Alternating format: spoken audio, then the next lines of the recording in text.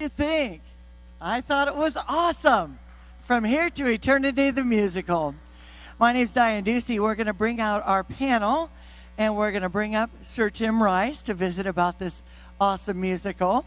So Ray Elliott is our past president of the James Jones Literary Society and military advisor from Here to Eternity, the musical. He'll be coming on out, along with Valleri Robinson, Associate Professor of Theater, University of Illinois, Urbana-Champaign, and Jeff Nelson, our film and theater critic, who's lived in Champaign-Urbana about 40 years and taught in Urbana School District. We see his works at Smile Politely and The Buzz. And our panel is getting ready to come on out. If they could come on out, and then we'll be having a talk back. So I've never done this sort of thing, so we'll be having a microphone if you have some questions and the like. So let's give it up for Jeff Nelson, Valleri Robinson, and here's Ray Elliott. Well, just a few comments from you, Ray, in working on this project as the military advisor. Let's find out some of your thoughts as we bring up Sir Tim Rice.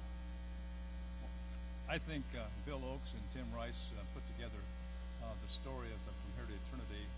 When they first told me about it, taking a 900-page novel and making it into a 2.5-hour play, I thought they were crazy, to tell you the truth. But I think they told the story very well. It's obviously a lot briefer in many respects in the novel, but I think they did a fantastic job.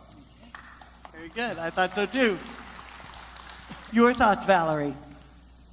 I was really coming at it from an angle of adaptation, and one of the complexities, I think, in doing any kind of adaptation is dealing with audience expectation. What do they know already? What have they seen? What may they infer? Are you going to see Frank Sinatra or a Frank Sinatra type character? And how do you deal with creating a new work that resonates with audience members who may love a certain moment in a film or a novel? And one of the things I think they did really well, it seemed that they built some of that stuff in terms of the audience expectations from the film, while still bringing in some of the new aspects of the novel that were recently revealed in 2011. So it was a really nice blend of both the expected as well as the unexpected. All right.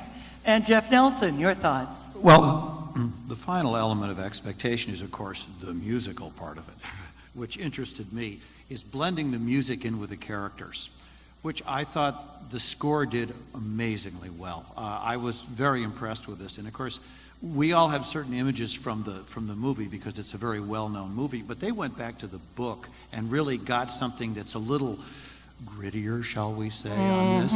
That's a nice way to put it. Yes.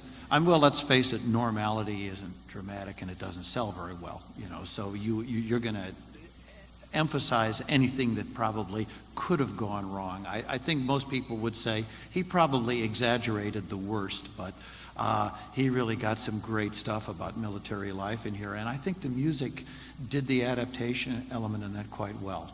I think this is probably, as they've suspected, more bankable with American audiences. Very good. For certain. Now, Sir Tim Rice has joined us on stage here with Skype. Hello, Tim. Hello there.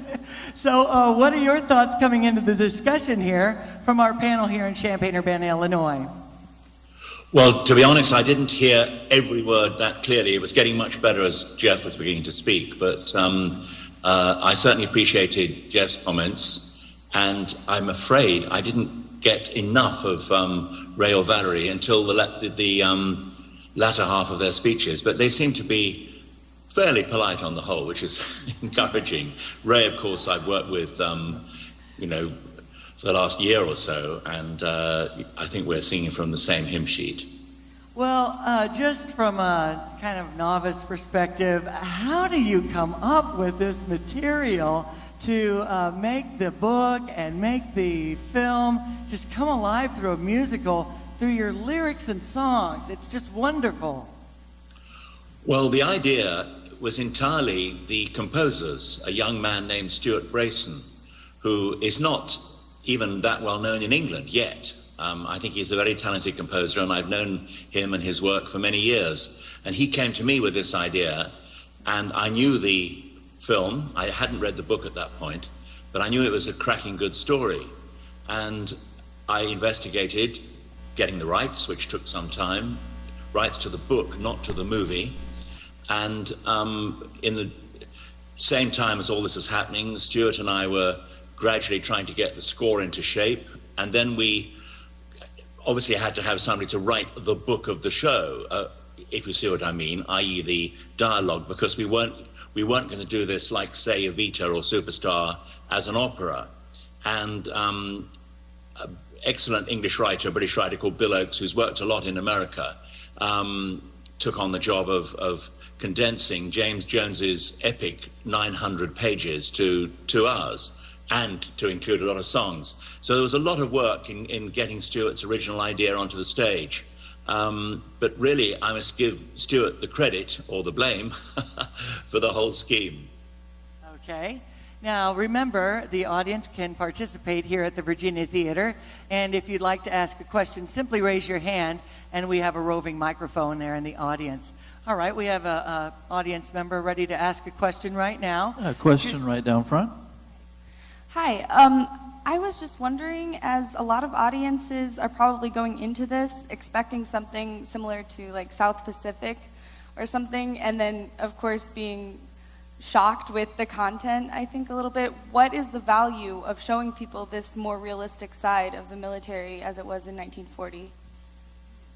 Well, I think it's true that a lot of people in Britain, because of our promotional campaign, got the impression, because the title didn't mean much to them, that it was a sort of South Pacific, which actually is a very wrong impression. And I think we made a bad marketing mistake in unintentionally promoting it as if it was South Pacific. But the purpose of doing it the way we did was to be as true as possible to James Jones's book. And I think I gathered from the beginning of this conversation that I think it was Jeff was saying that it's better to do something a bit exaggerated than something that's normal, because that's commercial. And if I'm misinterpreting you, Jeff, please forgive me. But I would say that, in fact, the way James Jones portrayed the army in that very tense time, when they were in a war, yet they weren't in a war. They knew war was coming, but they didn't know when or how. I think I would guess, and from what Kaylee's told me and the research we've done and what Ray's told me, that in fact, James Jones portrayed a very accurate picture of the military in that particularly tense situation. And we've tried to be true to that. So we're not really trying to do a South Pacific at all, but we obviously want to tell 2 love stories within the context of this very fraught military situation. Does that make sense? Yes, it does. In response, and with your experience with the family in Robinson, Illinois, James Jones, share with us some of the background, Ray Elliott, from your military experience and going to London and advising this project, how you felt about all of this. Well, going to London was one of the best experiences of my life. The way James Jones portrayed the military, I think, was very accurate. A lot of people don't understand when you get a bunch of young men off to fight a war, be in the military, that they're not the kind of people that you might expect to be your family back in the States. They drink, they fight, they do a lot of things that they wouldn't be expected to do back here. And I think that Bill Oakes and the whole cast portrayed the military pretty much as it is. Robinson, Illinois was pretty much James Jones's life, and some came running was about Robinson, Illinois and Southern Illinois. So I think they did a fantastic job. Oh, me too. And Valerie, your thoughts? We know these folks are in England. I thought their dialect was great, American. And what was your feeling on, since you especially seen the script, to see it up on the screen? Yeah, well, I'm a Kentucky gal, so it was nice to have Kentucky represented throughout the film. But one of the things that I was really drawn to about the musical version that I didn't really see articulated as much in the film And I didn't have a chance to read the entire novel, but I did try to get some of the texture of it. These themes of masculinity, that throughout the thing there are different ideas of what it means to be a man and what it takes to be a man and what the expectations are of manhood. And we really see Pruitt, I think, struggling with that as well as some of the other characters. And that, to me, is one of the fascinating aspects of this play that I thought was brilliantly staged in terms of the music and the choreography, which I loved in the fight scenes so much, and finding a vocabulary for a debate, I think, about masculinity. Okay, good. Can I just say something quickly there? Sorry to interrupt if I am, but very interesting what Valleri said. I think it's never been easy to be a man, just as it's never been easy to be a woman. But I think in the 40s, in the army, it was quite clear what you had to do to be a man. Nowadays, I don't think it is so clear. And at least, horrible though the situation was for these guys, they kind of knew what the rules were and what they had to do to prove they were men. I'm not saying that was necessarily right, but it was fairly straightforward. And if somebody stepped out of line, as Bloom did or Maggio did in a way, then that was bad, or not bad so much as you were doomed. And I think things were much more black and white in those days, certainly on the surface, than they are now. We have another question from the audience, and a couple actually, so we'll get to the one nearest first. A question from the back. Yes, again, I agree that you had amazing casting because the characters were so diverse. It seemed like you covered every type of person and so realistically, and they weren't prettified as they are in some musicals, as well as the choreography tied in. So I'd like to hear a little more about your selection on the casting and the choreography, which was so fantastic. Were you part of that, Sir Tim Rice?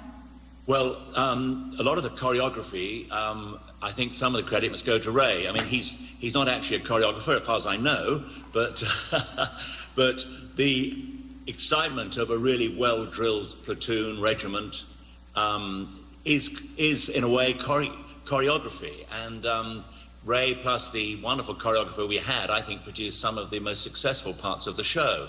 I'm not for 1 minute pretending the entire show worked, and I think in a way, if you're doing a big new project with new music and it's quite a daring project, you're probably not going to get it completely right first time. But I did think we got the military right first time. And every time it came to the barracks and the soldiers were there, it was very exciting. I think the rest of it is there, but it needs to be brought out more, and we need to get slightly away occasionally from the South Pacific. And we also needed to make some of the relationship scenes, the love scenes, a little bit less aggressive. I felt that we were slightly aggressive in one or two of those scenes. But by and large, I'm very, very grateful to Javier, the choreographer, and to Ray for what they managed to get out of the military, or what they managed to get onto the stage via military movement. It was very exciting. Ray Elliott, can you speak to the stepping and the marching that they did and incorporated into the choreography? Well, I used to work in a brig in the Philippines and drilled troops for a long time. And the Marines, it was always easy to drill them because they'd had the training. The Navy wasn't quite so easy. So when I went over there, I thought, well, this is not going to be a very easy job. But those guys picked it up so fast because they're professional actors and dancers, and I didn't spend that much time with them. You know, a couple hours a day there, a couple days, and they picked it up very quickly. Well, in these long marching drills, they kind of had to do a half step on stage. Well, it's a stylized march. You know, it was a small area, and we half stepped a lot of times. But as far as the facing movements and the rifle movements and everything, it didn't take them very long to pick it up at all. Well, thanks for your input. From Here to Eternity, the musical. Now a question from the audience. We have a question right down front. Yes, first of all, first of all, I think the project does work very well, and I look forward to seeing an American production of this. I'm already thinking in terms of Broadway, a number of people whom I think would be cast very well in this. But I have a couple of questions. One has to do with the marketing of this. The Shaftesbury Theater production obviously has been done in a really wonderful video. I would hope someday that is planned for distribution, and that's my first question. The second question has to do with the placement of Ward's song about the captain's wife. I wonder if that song works as well after that scene where he attempts to seduce her, if it might not work better before the scene where he seduces her. That troubled me a little bit because the song referenced some things that he heard after he had been to the household. So but I like the song, I like the production, and I must say it's an honor to be able to speak to Tim Rice, so I'll be eager to hear what he has to say about this. Your thoughts on that, Tim? Thank you for that. You're extremely astute, sir, because the song that you mentioned was originally sung much earlier in the show. And when you put a show on, especially when it's the first time, there are so many factors you have to consider, and it wasn't working as well as it should have been in that position. And at one point, the song was almost cut completely, which is a pity because it was one of my favorite songs. And I think it was a combination of we didn't quite have the right orchestration, we didn't have the right characterization for the lady, who was a great actress, and the song isn't quite in the right place. And this is the sort of thing we can get right 100% when we do it again, I hope, in America. And so thank you for that. I think your other question was, is this video or the film that you've just seen, will that be available to purchase or to download? And the answer is yes. I took delivery myself in London of about 50 copies of it as a DVD, and I believe it should be available in your friendly local online DVD store pretty soon. And we regard this as very much a calling card in a way. This is one version of the show which we like a lot, but it's the first version. And many shows that I've been involved with, some have worked well the first time, some haven't quite. And you have to take a decision after the first version of it. Is it worth going on with? And I've done one or two shows, I can admit, when after the first version you think, I think we'll go home now, let's not carry on with this one. Whereas, but with From Here to Eternity, for many reasons, hope I'm not being arrogantly confident, but I do think we can really make it into a really good musical production for the United States. Jeff Nelson, your thoughts on it coming to America in 2015? I do indeed. Being a Midwestern critic, don't open the play on Broadway when you bring it here. Yeah. You're going to run into the toughest buzzsaw of critics imaginable, and they're going to expect a totally polished, finished product. I think with a little bit of regional bias, Chicago would be an excellent place to open this in. Chicago. Can you remind me where is Chicago exactly? Well, I'm definitely joking. I've been to Chicago many times. It is a wonderful city, and among other shows of mine well, I think quite a few have played there. But I remember we did Aida there, thing I did with Elton John, and I remember not that long ago I had two musicals set in ancient Egypt on the same street in Chicago, which was I think must be some sort of weird record. No, I think Chicago would be a marvelous place to try it out, and we've already had one or two definite offers for small theatres to do it, but I'm hopeful that we can find somewhere to give us a stepping stone to Broadway, because you're absolutely spot on correct about that. Oh, I think you need to get to New York, absolutely, but it's a little bit easier to shake it out in the provinces before you hit the big time there. Sure. The critics are a little more understanding. Well, I have very happy memories of Chicago, and it's a big theatre town, though. I mean, you've still got to be extremely good, and the critics are, top notch. But I think if people in Chicago know that it's as it were the first version, they won't be quite as hard on it if it doesn't quite work. But our aim is to make sure it does work when we open in America. And your thoughts, Valleri Robinson, if it were to come to Chicago, do you think it'd be well received? Oh, I absolutely do. I think there are so many elements to it that people would really be drawn to There's a little bit of nostalgia, I think, in there that an American audience might really connect with in a way that maybe the British audiences didn't. Some of the songs, like the closing song of Act One, really sort of taps into that feel of nostalgia for a particular American historical moment. So I think it would do really well. If I may just very quickly comment on that, Valerie. The song you mentioned is called More Than America, and we put that in at the last minute because the song we had before closing the first half just didn't land.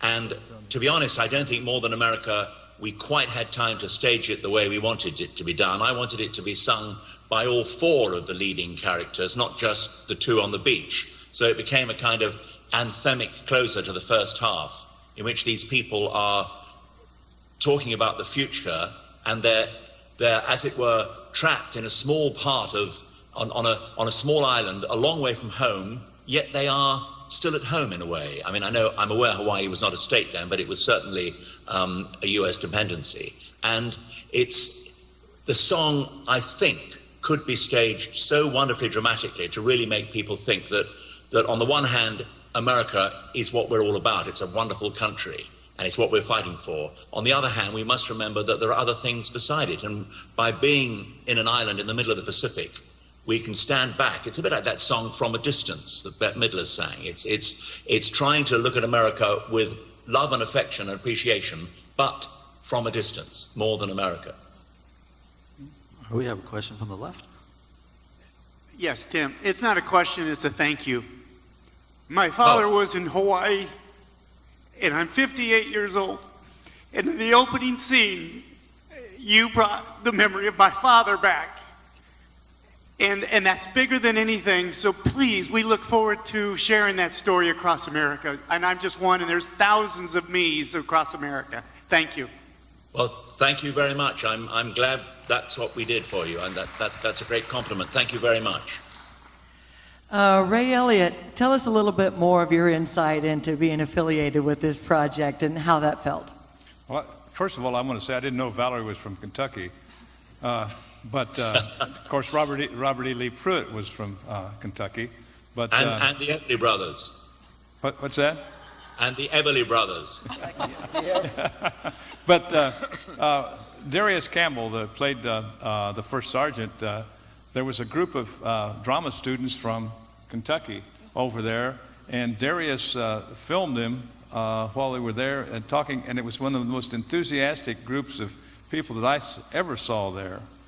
And it was just fantastic. They really appreciated being from Kentucky and being from America. But Kaylee Jones called me one morning about 7:30 in the morning, and she said, I just got an email from the director and said they want somebody who knows my father's work and has military background to come to London and be a military advisor. And she said, I know you're real busy, but I said, just stop right there. I'm going to London if I can get there. Right.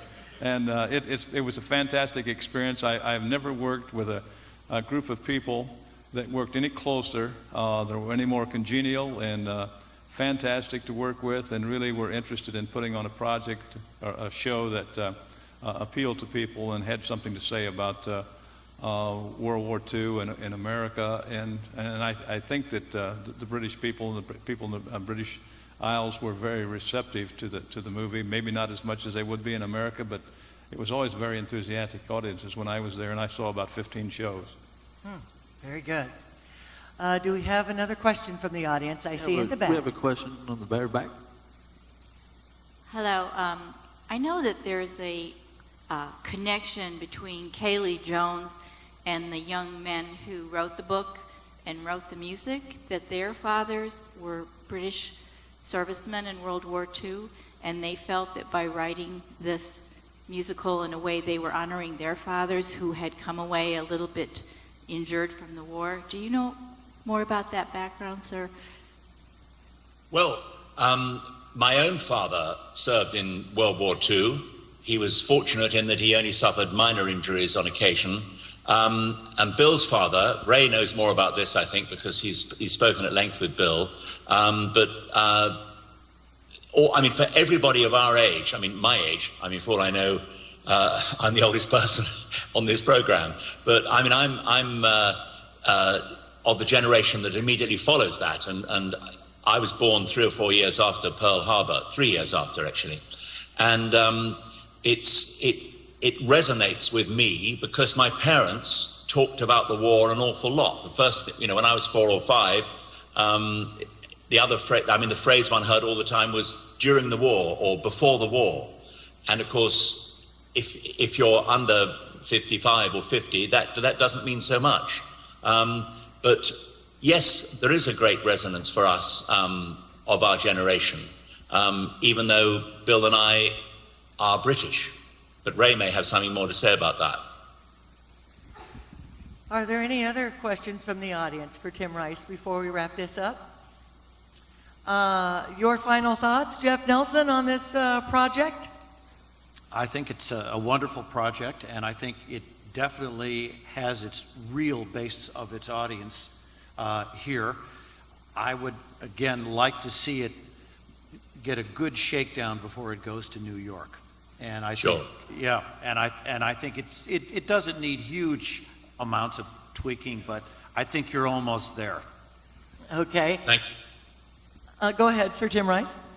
Oh, no, I was just saying thank you to Jeff. I agree with him 100%. I'm very grateful for his comments. Very good. And as a film critic here in the area and a theater critic, we appreciate his comments too, and being on the panel. I know for me, I have 17, 12, and 11 at the house, and I probably wouldn't be taking them to a show like this because of the language content. Is that how it really was back then, that they were cussing a lot? Ray Elliott is nodding his head yes. Well, I don't know if you've ever been in the military, at least as an enlisted man. I was never an officer, so I can't speak to that, but enlisted people speak pretty much the way they did. I know Jim Kelly, a friend of mine here in town, was an Iwo Jima veteran, went to see Fury, and he said we didn't use the language that they used in that movie, and I thought Pacific was the same way. I thought they used the language of Vietnam rather than the language of World War II, but there was a lot of swearing and using words like that. I mean, it was just like every other word. Okay. People came home and said, pass the effing potatoes, or whatever. Okay. That was fried potatoes they meant. But actually, that's another very interesting point. I honestly think, although it was very realistic, I think we had too many rude words, and we cut them back a lot. So believe it or not, but I think we could cut back a bit further because we were alienating 1 or 2 people unnecessarily, and we still could get over the point of the way that the men spoke and lived. So all these things you learn from the first version that you do, and we did cut back a lot on the swearing, and we didn't lose any of the aggression and the realism. So I think we could probably take a little bit more out to make sure that we don't lose a great chunk of potential audience. Well, as a local radio broadcaster, I'm constantly, sugarcoating or whatever you want to say. So that was first up on my radar, but I'm glad you're thinking about that. Valleri Robinson, would you give us some final thoughts? Yeah, I really appreciated the nuanced and sort of textured view of the military at this time that it brings. It isn't glossy, it isn't glamorous. There's elements of that throughout, but I think it gives us sort of a complexity that we don't get to see otherwise. And I wanted to comment on that swearing, which I didn't notice as much, but that's an interesting point about taking some out when I know that in 2001 or 2011 they put it back in to the novel. I see. Okay, it's to do it or to not to do it. And Ray Elliott, some final thoughts from you in working on this project, From Here to Eternity, the musical. Well, as I said earlier, I mean, it was one of the highlights of my life. It was fantastic. I would like to see it here because I think that we need to remember the sacrifices that people in World War II made to give us a world that we live in today, and hopefully continue to live in. And I think it's very fitting that we have this here at the Virginia Theater today on Pearl Harbor Day. I know they're celebrating and commemorating Pearl Harbor Day across the country, and they are laying wreaths at the Punch Bowl Cemetery in Honolulu, and parades in there. And I just think it's fantastic that Tim is continuing to pursue bringing it to America so we can all enjoy it here and see what we owe this country that saved us. That's right. Hear, hear. Thank you for those comments from our panel. And Sir Tim Rice, thank you for Skyping in from London. Well, thank you. I'd like to thank everybody who's generously come along to the Virginia Theatre and seen the show. I'm very grateful to you all. I'm very grateful for your very constructive comments. And I hope we can bring a great version of From Here to Eternity to America. And who knows, we may start in Chicago. See you in That'd be Chicago. great. Hear, hear. Thank you very much, Tim. Thank you. All right, let's all remember Pearl Harbor on this Pearl Harbor Remembrance Day. And of course, a big thank you to all our military. God bless America.